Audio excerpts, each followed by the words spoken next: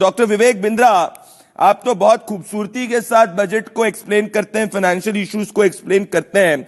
Doctor Vivek Bindra, मैं CA को सुन रहा था और अगर मैं बात करना चाहता हूं कि इन रन अप टू बजट जो अब आने वाले कुछ ही घंटों बाद पेश होने वाला है, less than 16 hours to go, इसमें एक शब्द का प्रयोग किया डॉक्टर विवेक बिंद्रा जी आज सीए ने कि हम पार्टिसिपेटिव डेवलपमेंट में और पार्टिसिपेटिव इकोनॉमिक ग्रोथ में विश्वास रखते हैं।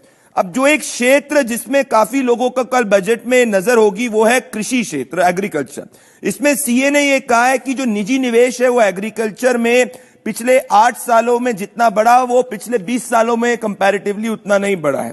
तो आप कृषि, अगर मैं आपसे बात करना चाहूं, जब ये जो इकोनॉमिक सर्वे को सुनने के बाद में, पढ़ने के बाद में, it's a very exhaustive document, आप किस तरीके से, आपकी क्या एक्सपेक्टेशंस हैं ये जो लास्ट फुल टाइम बजट है इस सरकार का, डॉक्टर विवेक बिंद्रा? धन्यवाद। देखिए, थैंक यू। अगर मेरी आवाज साफ आ रही है, मैं आपको आ रही है आपकी आवाज। टर्म कॉइन हो गया है, इंडिया न्यूज के सारे दर्शकों को मैं बता दूं, स्लोबलाइजेशन। एक होता है ग्लोबलाइजेशन, इंटरनेशनल इकोनॉमिक एक्टिविटी पूरी स्लो चल रही है। पहले मैक्रो समझ लेते हैं, दुनिया भर में नौकरियां गई है बहुत तेजी से पैंडेमिक के बाद, प्राइसेस बढ़े, इन्फ्लेशन बढ़ा है, यूक्रेन और रशिया के वॉर का बहुत इफेक्ट रहा है, जियोपॉलिटिकल इश्यूज रहे, इंटरेस्ट रेट 0.5% से 4.5% हो गया 9 महीने में अमेरिका के अंदर।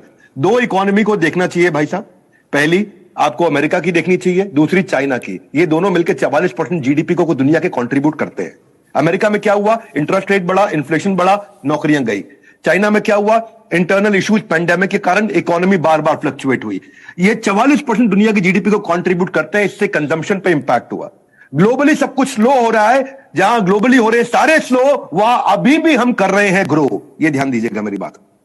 इंडिया की स्टोरी स्टेबिलिटी की स्टोरी है, स्टेबिलिटी, ग्रोथ, रिफॉर्म। क्यों हुआ?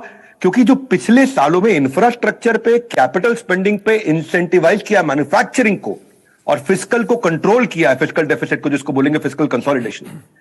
सोशलिस्ट टैक्स रिजीम नहीं रहा। इस सरकार की कुछ अच्छी चीजें रही हैं, करेज रहा है यहां पे, जिससे कर्जा कम हुआ है।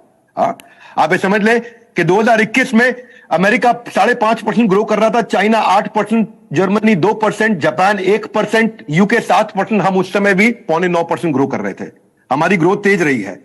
2022 में भी हम इन सबके मुकाबले हाईएस्ट ग्रोथ पर रहे हैं। 2023 में सबका हाल बुरा है। यूएस 1%, चाइना 4%, जर्मनी माइनस में चला गया, जापान 1%, यूके 0.5%, हम अभी भी 6.25% ग्रो कर रहे हैं। तो जिसने आपको कहा वो ठीक कहा, आसपास का हाल बेहाल है, लेकिन अपनी चाल अभी भी बेमिसाल है, क्योंकि यहां इंफ्रास्ट्रक्चर